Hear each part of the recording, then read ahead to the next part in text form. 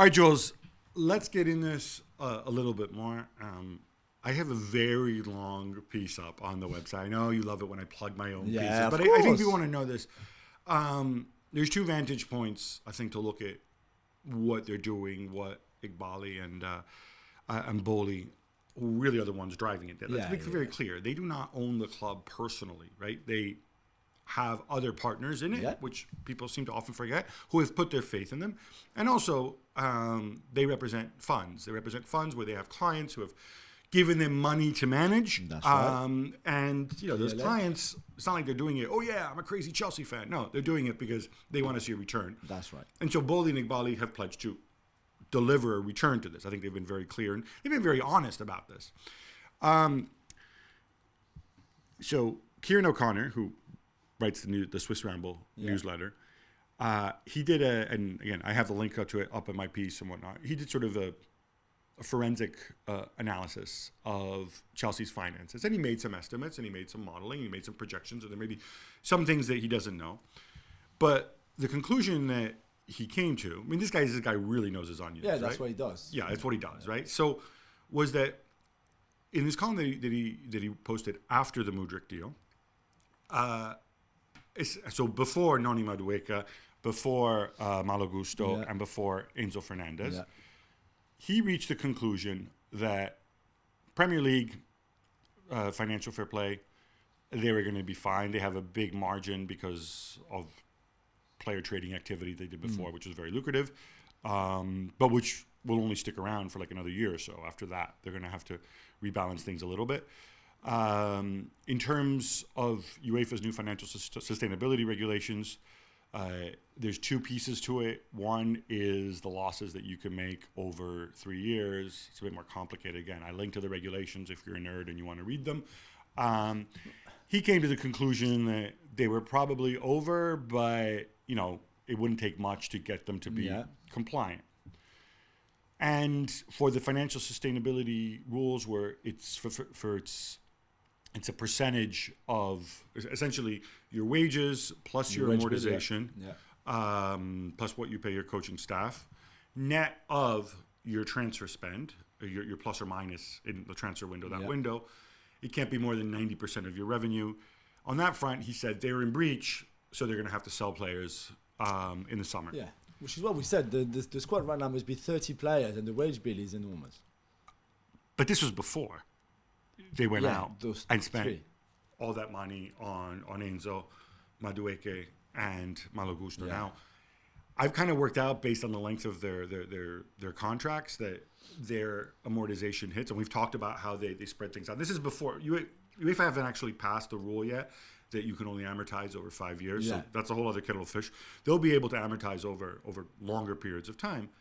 But even with that, they will have added, I think it's something on the order of another 20 million to the amortization, plus their wages. Every year, Plus, obviously, it'll be offset a little bit by Jorginho leaving, and obviously Conte's leaving. But you're really on the edge here. You are on the edge. It's a thin line, and I'm sure they've got people at the club looking into, checking this out, making sure that they don't take too many risks. Because what happens if you don't qualify for the Champions League game? What happens if you get knocked out, for example, in the last 16 by Dortmund? So you miss out on all the prize money from winning your last 16, quarterfinal, semi-final, final, which easily from there on, if you go and win it, it's probably another 50 million. I think a little more than that if they were to win it. But let's say they were planning, most teams budget at that level budget for the quarterfinals. Yeah.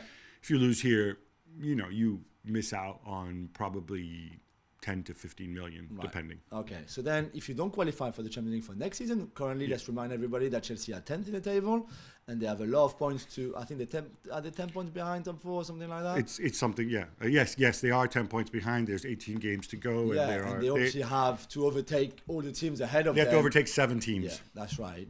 So what if you get next season with that wage bill?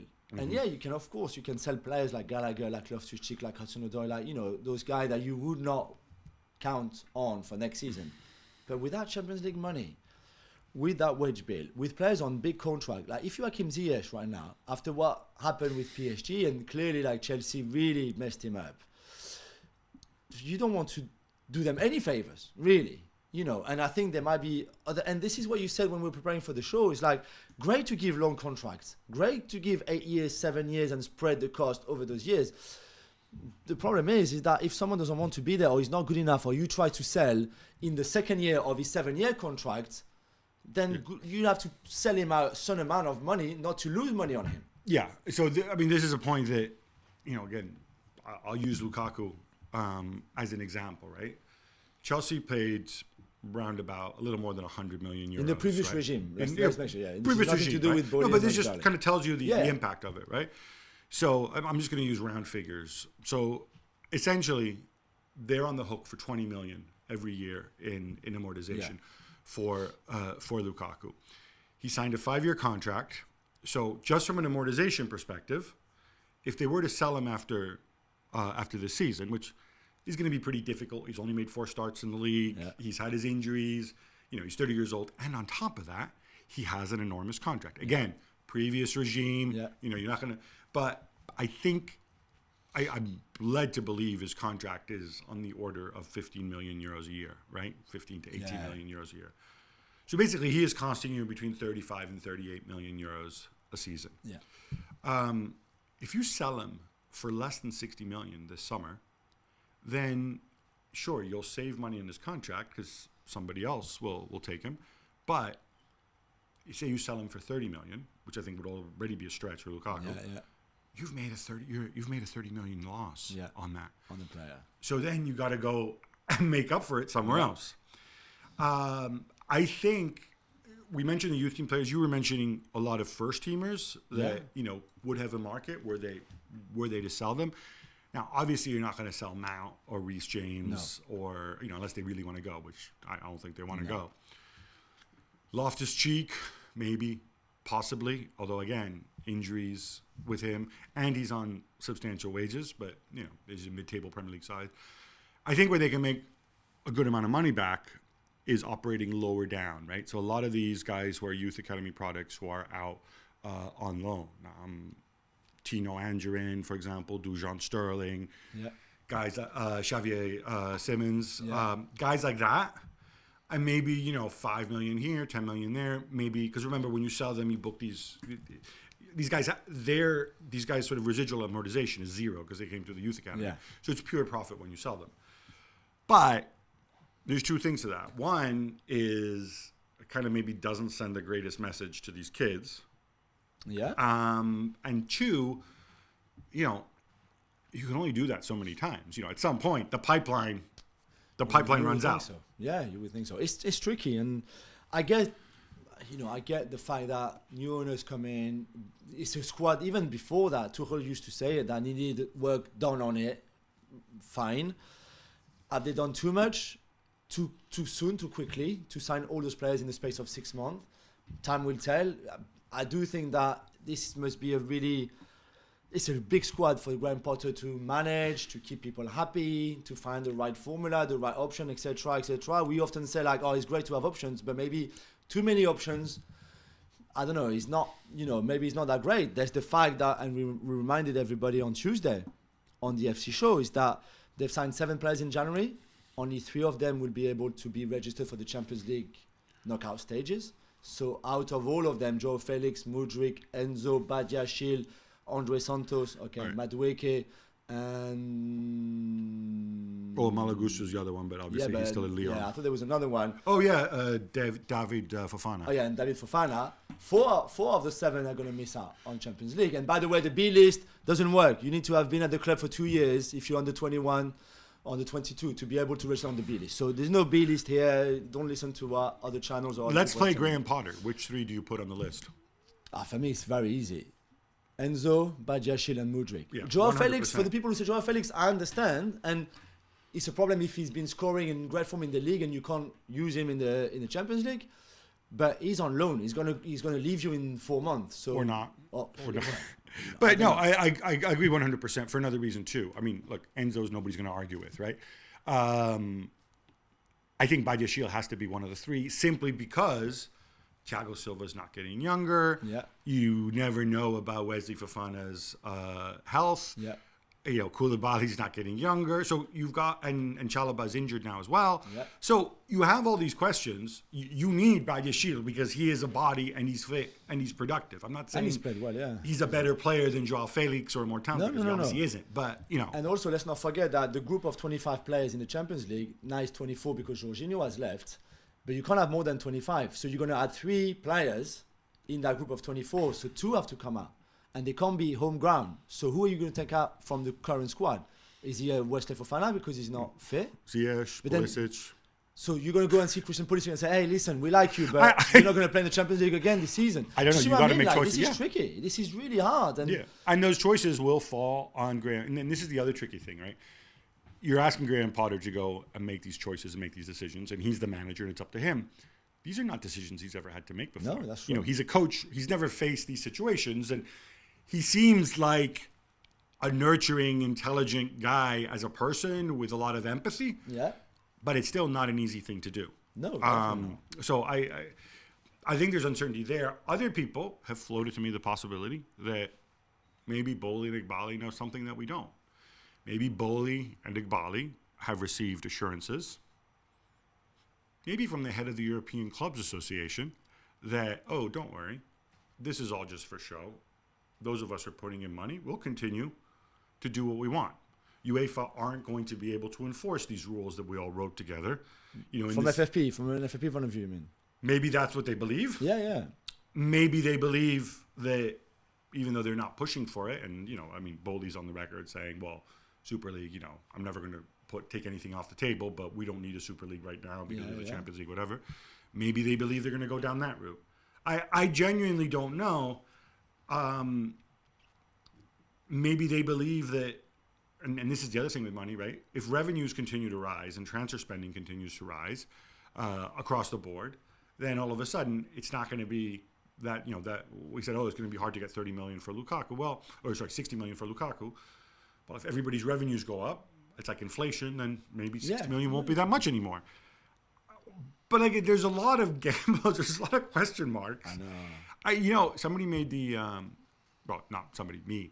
made the analogy in the piece today, right? The whole sort of tech ethos for the tech industry 10 years ago, Zuckerberg saying move fast and break things and be disruptive, and, you fail and that's how you grow and whatever.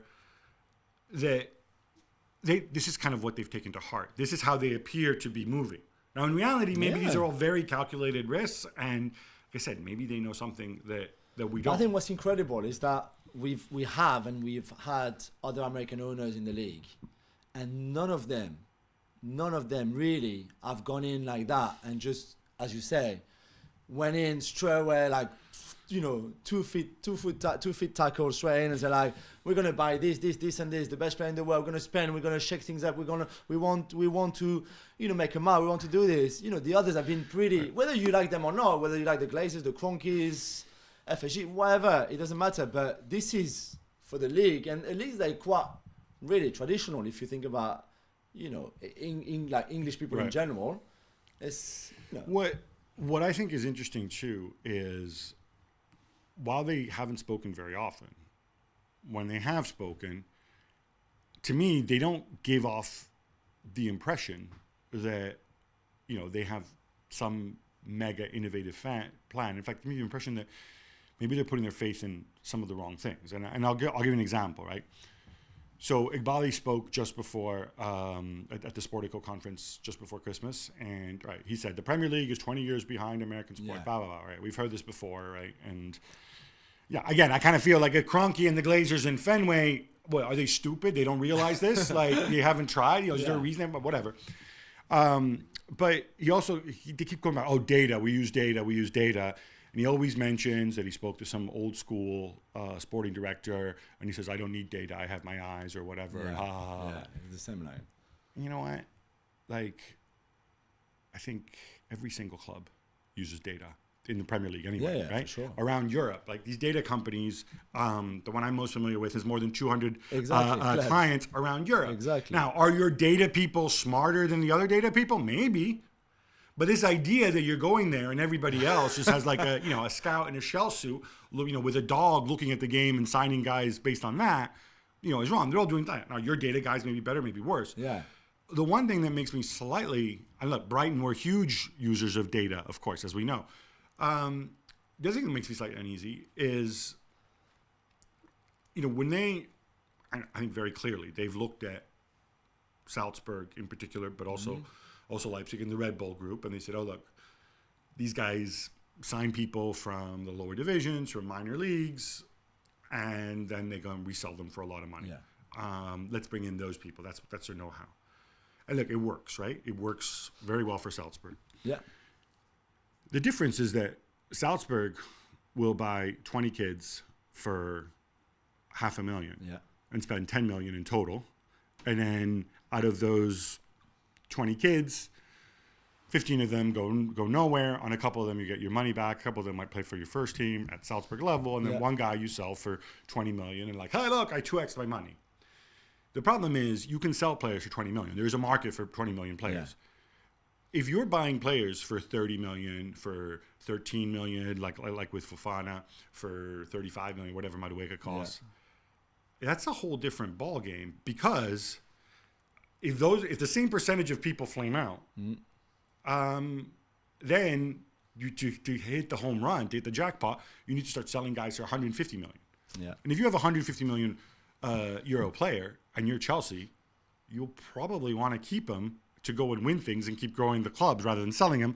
Not to mention, there aren't going to be that many clubs who can afford him. Yeah. So it is kind of a different cost dynamic too, based on what they were doing before. And these are all things that that strike me. And again, maybe I'm being conservative. Maybe no. But they're taking risks. They're taking risks with their clients' money, right, Yeah. and their own money, and this is their reps. And I'm okay with it. People who take risks are often the real innovators who succeed. Yeah, maybe for sure. I think if you're a Chelsea fan right now, you must be excited, and you should be excited, because the recruitment and the players, the quality is amazing. You should be a little bit worried as well, because, as we've explained, if there's no Champions League, if something happened in this current season in Champions League, then we're not really sure what could happen or what's going to happen. And you need to trust them. And maybe right now it's hard to trust them because, again, it looks very much like they've tried to sign every man and his dog without really any... Well, no, there's a direction, but do you know what I mean? Considering that they signed 18 players and they still hold in that team. Right. But trust them and then see and give them a bit of time because that's what you have to do. I want to kind of knock, because other people said, oh, they know there's a Super League coming and whatever, and the ruling. I would strongly argue that there isn't, and because if there were, the Glazers and Fenway would not be looking to sell their clubs, right? I mean, I'm making some assumptions. One assumption is if there's a Super League, Liverpool and certainly Manchester United will be in it, right? Yeah. I think that's a very fair, logical assumption. For sure. So surely they would know. And the fact that they're selling, to me, suggests, because obviously the minute there's a Super League, Manchester United doubles in value, right? Yeah. We agree with that, right? So the fact that, to me, suggests that, A, there isn't one coming, that, of course, you're going to have the ruling from the European Court of Justice at some point in the next months, maybe as late as June. But equally, that tells me that the Glazers don't believe the ruling is going to go in favor of legislation that could lead to a Super League, right? Yeah. Because if they did, he could hang on another year, right? Sure. I mean, what does he care, right? Yeah. So I think we can put that on the head. I want to go back to the other point that we made about the spending of the Premier League clubs. And again, these figures, these global figures, are inflated by... Essentially, they're inflated. True, but still, the point is still there. That only one club, right, has signed a player for more than 15 million euros outside of England this month. Nobody in Spain, nobody in Italy, nobody in Germany have signed a player for more than 15 million euros. The only club is Marseille, who signed Vitinha from Braga for 32 million. How many clubs? That is a crazy, crazy figure. How many clubs have signed in England? Have signed clubs for more than 15 million? I think it was 18, maybe. 18, well, 18, that many? 18 players, maybe. Because Manchester United haven't. Manchester City haven't. So there was obviously the 7 from Chelsea or 8 from Chelsea. Oh, no, I'm not talking number of players. I'm talking number of clubs. Kivio, Trossard. Oh, no, that was number of players, I was saying. Right. But still, you have 1 for the other 4 big leagues, and then how many member from the Premier League? Is this something UEFA should get involved in? Is it something that UEFA... No, but do you think is it possible to cap the transfer? So, like a club, whatever club that is, cannot spend more than 200 million euros per transfer window. Is this possible to do? So then you have to pick. If you're Chelsea, you say, okay, well, we're going to sign 1 guy for 200 million, and that's Julien. If you someone else, you say, okay, I'm going to buy 4. Are you talking net spend or are you talking gross spend? I don't know. We can work out. You and I can work out the technicality. No, but you know what I mean? Is that the way forward? I don't know. The problem there that you get into is when you do it based on figures. You'd have to look at figures plus wages. No. And you'd have to answer the question also, why are you doing this? Are you doing this because you want other clubs on the continent to spend money? I don't think this is something you need to be concerned about necessarily until this translates into some massive dominance on the pitch for the Premier League clubs. And frankly, right now it's not there. No, that's true. When we ask ourselves, if I were to ask you right now, how many Premier League clubs? There's 4 Premier League clubs in the round of 16 of the Champions League, right? Yeah. How many of them do you think are going to reach the semifinals? Right now, I have to be honest. My over/under is 2. Yeah, I was going to say 1. I think that City might be the only one. But so then what are we talking about, right? Europa League, we think Manchester United would be favorites for Europa League. Oh, well, look, who are they playing? Barcelona, right? I don't know about that. No, Conference, I have no idea because I'm not really paying attention. West Ham. Right. Okay, yeah. Oh, yeah. I think they've got bigger fish to fry, right? Yeah. Domestically. So I don't know that, leaving aside the other fact that UEFA doesn't control transfers, that's a FIFA issue, right? Yeah. I don't know that we're in this situation where if you look at UEFA coefficient, England is first. Spain isn't that far behind. No. And then there's a huge gap, and then it's Germany and Italy. Or I think Italy and Germany still, although that could change. So I don't know we're at that level. I think what we have is a lot of people being annoyed that their clubs aren't spending money, and, Bournemouth are buying Zabarni for 20 million, and this guy I've never heard of, why he's spending all this money. All right, fine.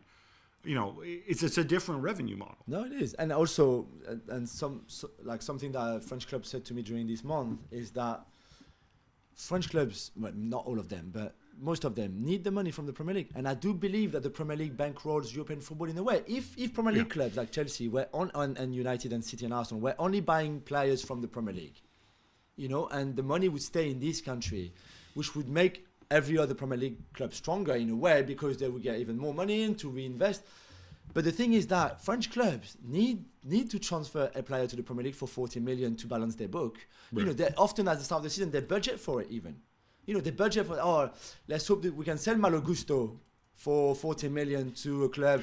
Sometimes some sporting directors even in France even joke saying like, I've got this young player, not very good, but I'm sure there would be like a stupid sporting director in England who's going to offer me 25 million because he plays in Ligue 1, he's French, and he's good technically, that kind of stuff. So I also think that, yes, of course, they spend far more money than everybody else, and I'm not sure how good it is for the game. However, a lot of other clubs in other countries need that money. And, some stay alive because of that money. Some can reinvest thanks to that money. It's really important as well. I think this comes to a broader sustainability piece. I do think the new rules are going to have an impact. I think you're already seeing in Spain the impact that they've had because they've been enforced. I think that is a credit to... And Tebas wants that for every league. I think he's right. And I'll tell you what, a lot of people in the Premier League would have no problem with that whatsoever because obviously, especially now that you have a lot of owners who want to make money.